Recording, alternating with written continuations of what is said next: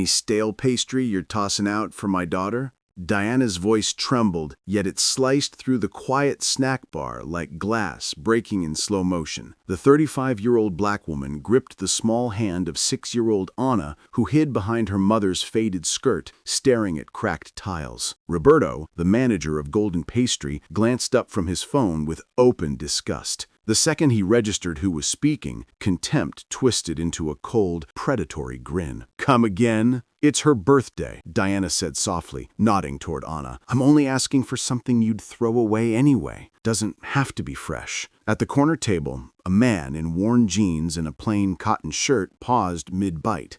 Gabriel Williams, 48, looked like any tired customer. No one could guess he secretly owned an East Coast restaurant empire worth billions and was conducting an undercover inspection of a chain he planned to buy. What he witnessed next rewrote every plan he had. Roberto raised his voice so the whole place heard. "Hey, kitchen, we got a charity case up front, begging scraps for her kid's birthday." Diana's cheeks burned. Customers turned, some pitying, some uncomfortable. Anna started to cry quietly, clutching her mother tighter. "Please," Diana kept her spine straight. "I'm not asking for anything that costs you money." Roberto leaned over the counter, savoring every word. "Here's the thing with people like you. Always a sob story. Birthday this, broke that. I've heard every excuse." Gabriel set his sandwich down slowly. Something in Diana's posture, shoulders squared, chin lifted despite the tears, told him this wasn't just desperation. This was controlled fury,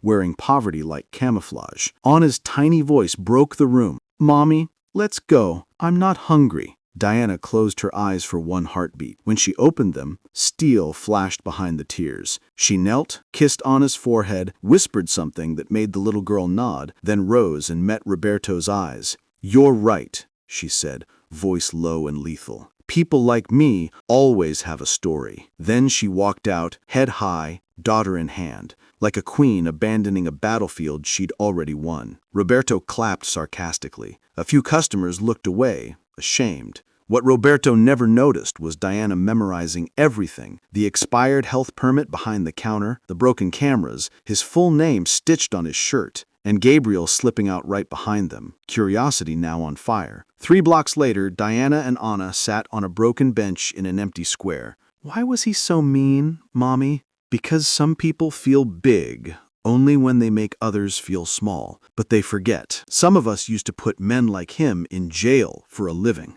Gabriel watched from across the street, smiling for the first time all day. Back at Golden Pastry, Roberto bragged in the staff WhatsApp, screenshotted it, and sent it to his girlfriend. "This is how you handle beggars." He had no idea Diana was across the street, photographing the storefront, timing shifts, counting employees, building a case the way she once built multi-million-dollar lawsuits. Her first call was short. "It's Diana. Remember that favor? Time to cash it in. Bring your camera." 72 hours later, Roberto walked in Friday morning still laughing about the beggar. His phone buzzed with notifications. Hundreds of them. His own Instagram story, bragging about denying a child on her birthday, had exploded. People were tagging the health department, the labor board, news channels. Comments called for boycott. Shares hit 6 figures. The front door swung open. Lucas Rodriguez, investigative journalist famous for dismantling corrupt chains, stepped in with a camera crew. Roberto Santos, quick question on camera.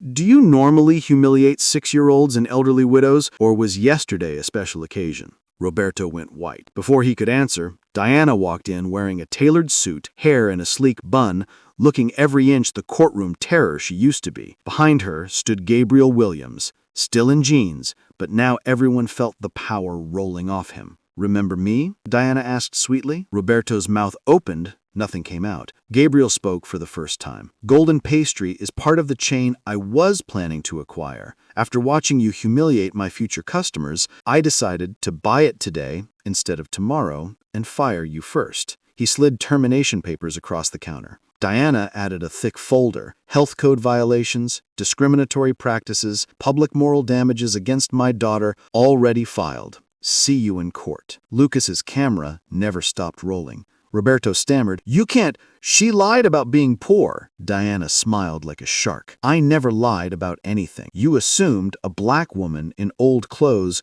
couldn't possibly be an attorney with a 94% win rate. That assumption just cost you your job, your reputation, and the next 5 years in civil suits. Gabriel turned to the stunned staff. New policy starts now. Respect isn't optional. Anyone who disagrees can leave with him. Roberto grabbed his things with shaking hands. As he stepped outside, a crowd of supporters waited to cheer the new management and film his walk of shame. 6 months later, Diana ran the legal division of the entire Williams Restaurant Group from a corner office with a view. Anna attended private school, took piano lessons, and had the biggest birthday cake the city had ever seen. Golden Pastry was reborn as Community Aid Café. Free meals for anyone in need. Mural on the wall painted by kids. Here, dignity is on the menu. Roberto, unemployable in the industry, living with his mother, every job application greeted by the viral video titled Manager Bullies 6-year-old on her birthday, instant karma. Sometimes revenge isn't loud. Sometimes it's just a mother in a worn dress quietly reminding the world that the people you step on the way up might own the building on the way down.